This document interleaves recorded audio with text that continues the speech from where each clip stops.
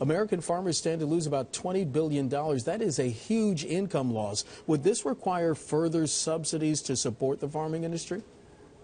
Well, Mark, you're right. This is a big loss for U.S. farmers. And in fact, we did a little bit of digging on the Bloomberg system today, and we were seeing that from a percentage basis, this is the biggest drop year to year in farmer income since the Great Depression. You have to go all the way back to 1932 to see such a big year-to-year decline in farm income. Now, the situation, of course, has changed for farmers in the last 83 years, and one of those differences is the existence of a federal safety net, i.e. farm subsidies.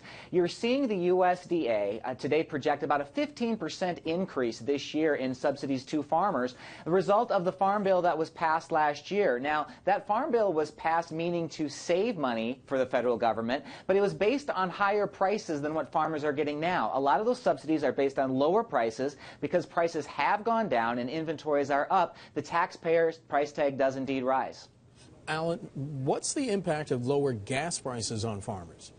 Well, it's the same impact that everyone else is feeling, and actually that's been a bright spot in reports for agriculture today, along with lower fuel expense for this year, which is taking off a little bit of the pressure on the farm income profit margins. You also had a separate report that showed that ethanol demand is actually going to be going up in the next year. This is tied to higher gasoline consumption. You know, you buy your gas pump, you go to the gas pump and you get your ethanol that is a 10% blend into fuel. Well, if you have more gasoline, that's more of that 10% blend going into the gas, meaning more demand for ethanol, meaning, again, a little bit of relief for farmers. Okay, so what's the outlook then for crop prices?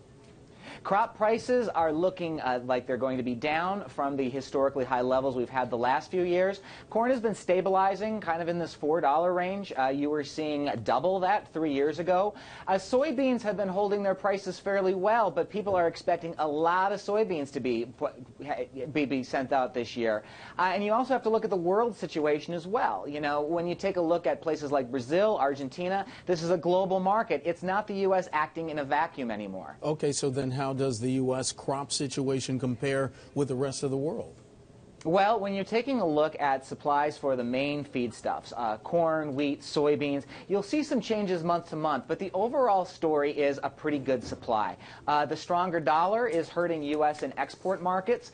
You're seeing South America and the former Soviet Union countries becoming more productive. It's making it a challenging time for U.S. farmers, and the economists that I talk to say this may take a few years to work out. And Alan, of course, as you tell us repeatedly, this all comes back to the consumer. What's it going to mean going forward? A little bit of relief from some of the high prices that we've seen in recent years, especially if you take a look at livestock markets. You're finally starting to see cow-calf herds respond to the higher demand for meat. You're seeing hog herds going up from last year when, of course, they had a virus that was hurting hog numbers. That's going to help ease some of that inflation we've seen in meat prices. And in other commodities, of course, the low commodity prices keeps food inflation down as well. Now, the cost of the commodity is only a small part of what food costs. But again, energy is some relief as well. And wage pressure seems to be fairly contained in this sector. You add that all together, and this is a little bit easier time for food inflation than maybe we've seen the last 3 or 4 years.